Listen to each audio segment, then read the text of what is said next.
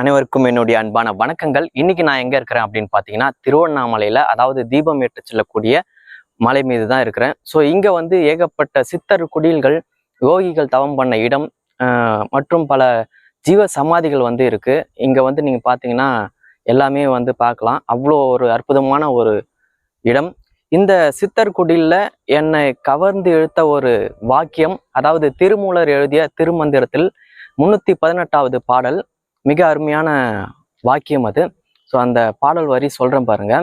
கற்றும் சிவஞானம் இல்லா கலதிகள், சுற்றமும் வீடார் துரிசரார் மூடர்கள், மற்றும் பல திசை காணார் மத்தியிலோர், கற்று அன்பில் நிற்போர் கணக்கறிந்தார்களே. இதோட பொருள் என்ன அப்படின்னு பார்த்தீங்கன்னா, நல்ல ஆசானோடு இருந்து பல நூல்களை கற்றும் சிவஞானம் இல்லாத அறிவற்ற முட்டாள்கள் சொந்த பந்தம் எனும் சுற்றத்தை விட்டு விலகார்கள்.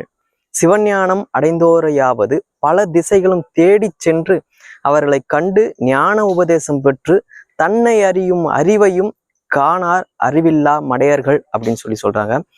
மெய்ஞான கல்வியை கற்று தெளிந்து அன்பில் நின்று தவம் செய்வோரே சிவஞானத்தை அடையும் வழி அறிந்தவர் என்று திருமூலர் திருமந்திரத்தில் அழகாக சொல்லியிருக்கிறார்.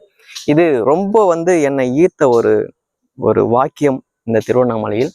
ஸோ இந்த வீடியோ உங்களுக்கு பிடிச்சிருந்தா லைக் பண்ணுங்க, கமெண்ட் பண்ணுங்க, ஷேர் பண்ணுங்க, அண்ட் மறக்காம நம்ம சேனலை சப்ஸ்கிரைப் பண்ணுங்க. மீண்டும் ஒரு நல்ல பதிவுகளுடன் உங்களை நான் சந்திக்கிறேன். Until then, bye from Hari.